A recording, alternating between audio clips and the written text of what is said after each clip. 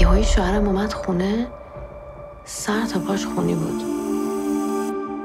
هممون شوکه شده بودیم. دخترها همینجور گریه میکردن. بهش گفتم دیگه بعد از اینجا بریم. بعدش هم اومدیم اینجا. فکر کنم اگه همین داستانو بگیریم تو تهش بریم شاید کار کنه، شاید دیپورتمون نکنه.